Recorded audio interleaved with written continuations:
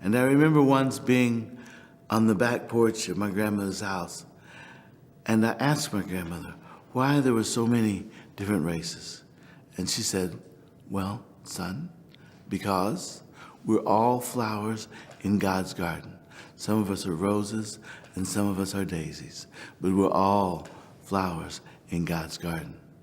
And that was enough for a child, but it wasn't nearly enough for a man. And so I had all but given up on finding these flowers in God's garden that looked like me. My wife and I lived in Atlanta, Georgia, many, many years later. And we had a friend who lived in Richmond, Virginia, and he invited us to come and visit. So we drove all the way to Richmond, Virginia. We finally got to Richmond. It was about 6 o'clock in the evening. When we got to John's house, he was so excited. He said, oh, you know, I just found this church. I want to take you by it for their Vesper service. And I thought, oh, no, I don't want to go to the service. Because John's was a white guy. And I can tell it was going to be a white church.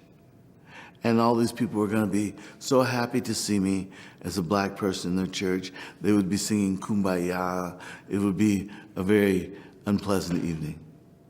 And when we got there, we walked up to the little church, and it was a house. It was a house church. And I thought, this isn't even really a church.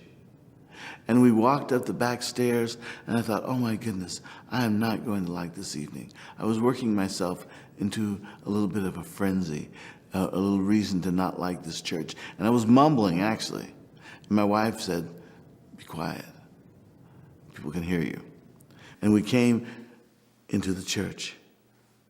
And there were 3 women who were singing in the choir. They were singing some sort of song that I didn't know. I think it was in a foreign language. At first, I thought it was in a foreign language. And I thought to myself, 3 women? This is not even a choir. And then I began to listen to what the choir was singing. And the choir sang, rejoice, thou through whom God will flash forth. Rejoice, revile of fallen Adam. Rejoice, redemption of the tears of Eve. Rejoice, thou bride unwedded. I had never heard such words as these before in my life. And then the ladies went on to sing, she makes most eloquent orators as dumb as fish.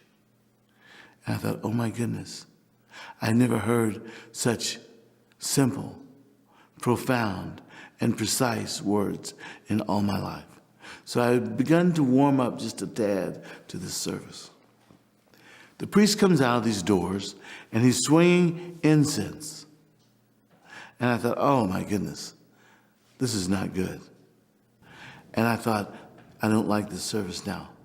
I really don't like it, because all this incense, he's probably covering something up. Incense always suggests that you're masking something to me at that time, of course.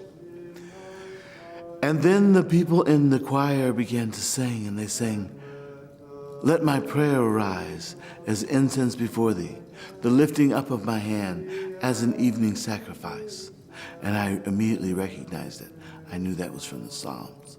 And so I thought, maybe this is okay. They're quoting scripture, even in their song. And then I remembered John the Baptist's father, who was burning incense when the angel of the Lord appeared unto him. And I thought, well, maybe it's not so bad. It's not so bad. And then I looked at the priest, and beside him on the icon screen, beside the picture of Jesus, there was an icon of St. Moses the Ethiopian. St. Moses was black, just like me. He had nostrils just like mine. He had lips like mine, and nose like mine, and skin the same color as mine.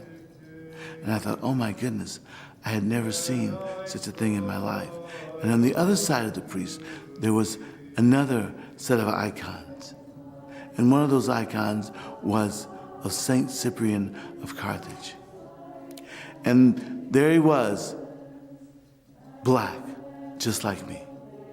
His skin was a little different hue than mine, but it was definitely brown. And so it sort of showed me the different hues of our people. And he had hair like mine. And he was standing there in such a pose, a full-figured, half-stature icon of another flower in God's garden that looked like me. And I turned to the priest and I said, "What is this?" You know, you would think maybe it was some Afrocentric church. Some people who just made a point of portraying these figures as black so that they could, you know, maybe prove to themselves that they were black saints. But he said, "Oh no, these are traditional icons. They've always been in the church since the first centuries. And this is how they look." This is a modern version, of course, but this is how it would look from the prototype. And I thought, oh my goodness. And then he pointed back in the back and he said, "And this is Saint Peter the Aleut, who was an Aleutian Indian. And these are the saints from the Boxer Rebellion in China, and they look like Chinese. And this is a saint from Russia, and he looked just like any other white person. And these are the saints from China and India." And the whole room was filled with these saints from all over the world who looked like all the people of the world. It seems as though at that time, something from the eternal spoke to me and said, "Now you see the flowers in God's garden that look like you."